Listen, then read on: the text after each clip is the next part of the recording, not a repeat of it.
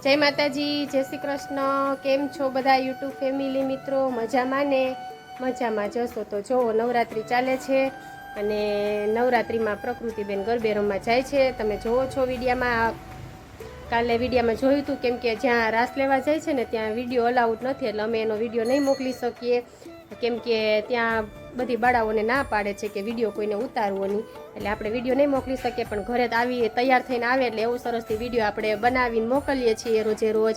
અને તમે બધા જોવો છો તો કેવા અમારા પ્રકૃતિબેન લાગે છે અને અમારા વિડીયો કેવો લાગે છે તે બધા જરૂરથી જણાવજો। સવારનું કામકાજ પતી ગયું છે અત્યારે તો, અને કપડાં બપડા ધોવાઈ ગયા છે। હવે રસોઈ પાણીમાં મમ્મીએ શાક ને સંભારો ને એવું બનાવી નાખ્યું છે, તો આપણે હવે રોટલી ને એવું બનાવવાનું છે।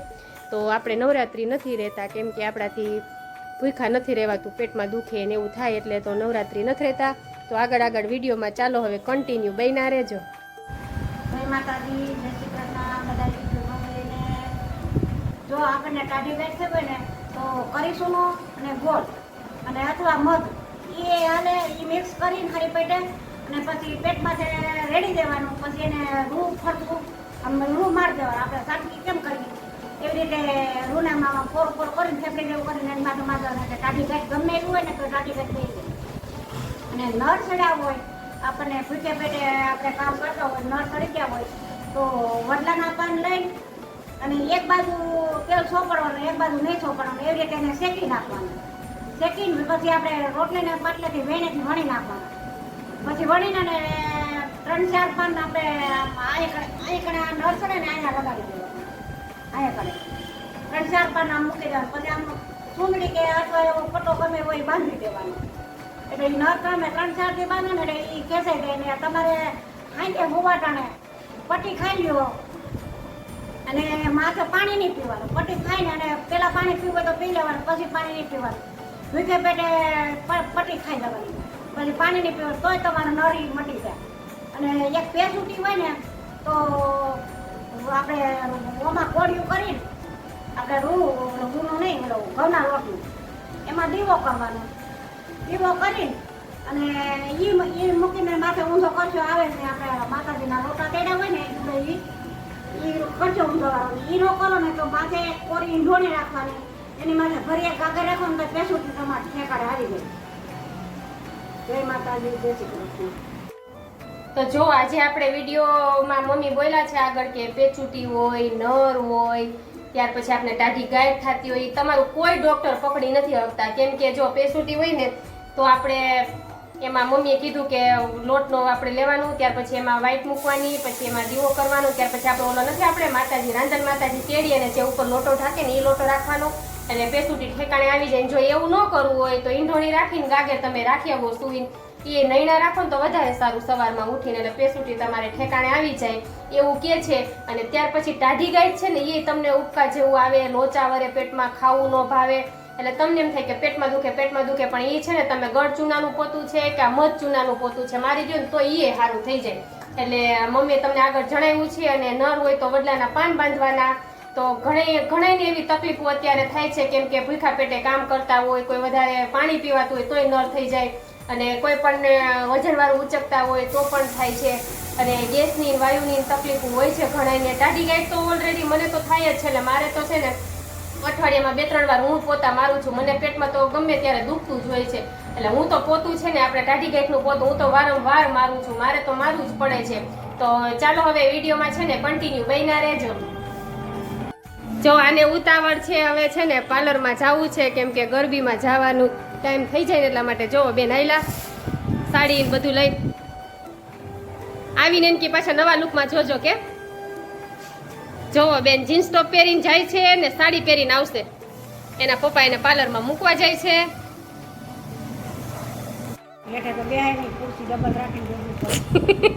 જો મમ્મી છે ને ખુરશીએ બેઠા બેઠા આ નવું કામ આજ ખેલે લઈને બેઠા કા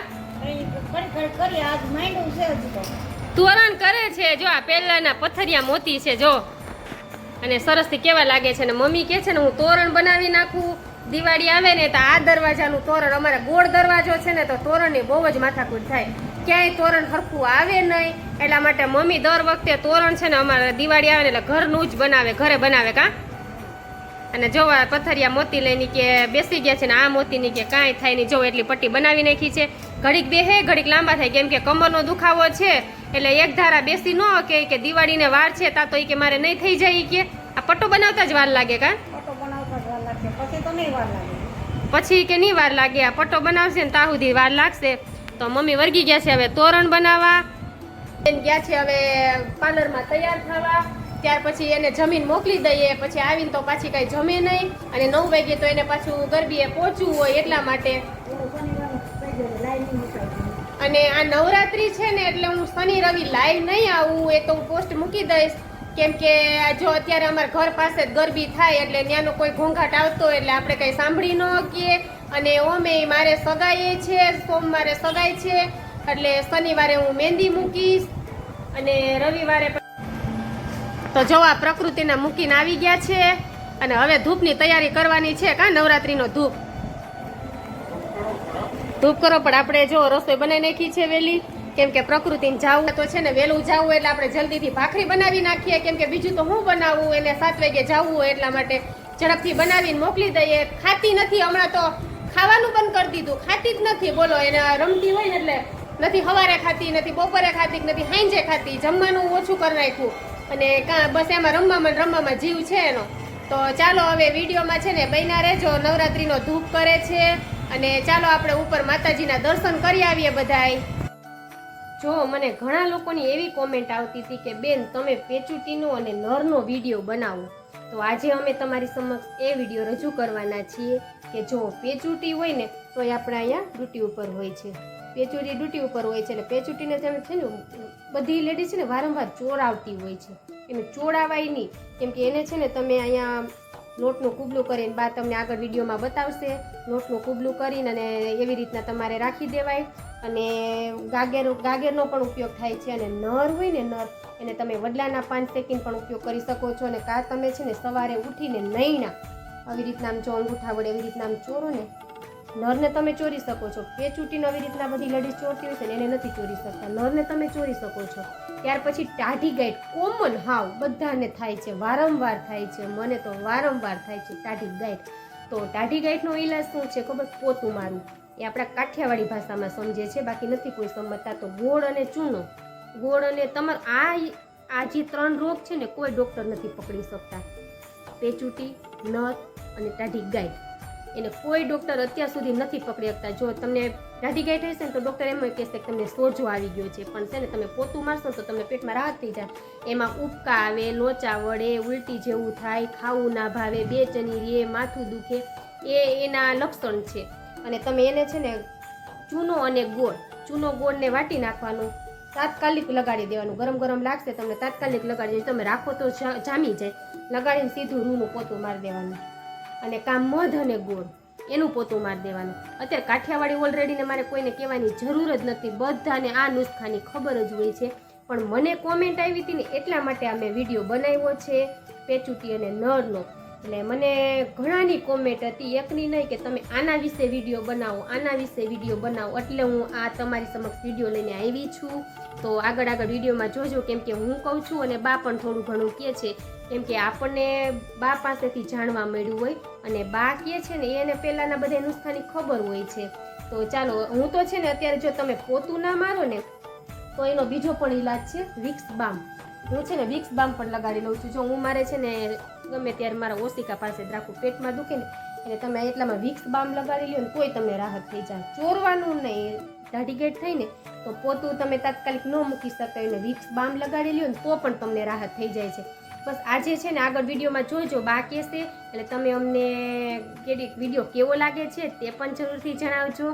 અને બસ આવો નવો સપોર્ટ આપતા રહેજો, કોમેન્ટો કરતા રહેજો કે આ વિશે વિડીયો બનાવીએ અમે તમારી સમક્ષ રજૂ કરશું, મહેનત કરશું, ટ્રાય કરશું, બની શકે એમ હશે તો જરૂરથી બનાવશું. પછી આવી કોમેન્ટ આવી ને એટલે મને બહુ મજા આવી કે મને મારા બધા ફેમિલી મિત્રો કહે છે કે તમે આના વિશે વિડીયો બનાવો, એટલે અમે આના વિશે વિડીયો બનાવ્યો છે. તો તમને કેવો લાગે છે તે જરૂરથી જણાવજો. ચાલો વિડીયોમાં કન્ટિન્યુ બન્યા રહેજો.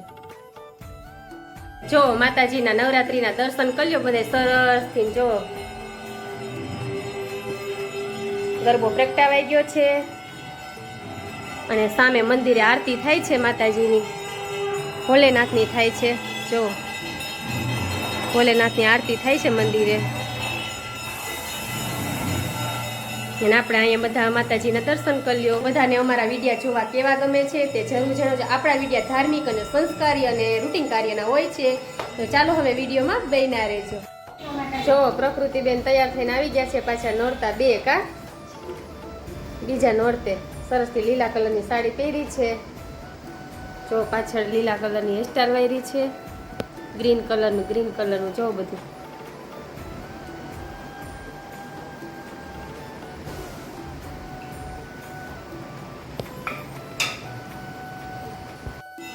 તો જો તમને અમારા વિડીયો જોવા કેવા ગમે છે. અત્યારે આજે તમને વિડીયો જોવો જાણવા જેવો કંઈક વિડીયો છે.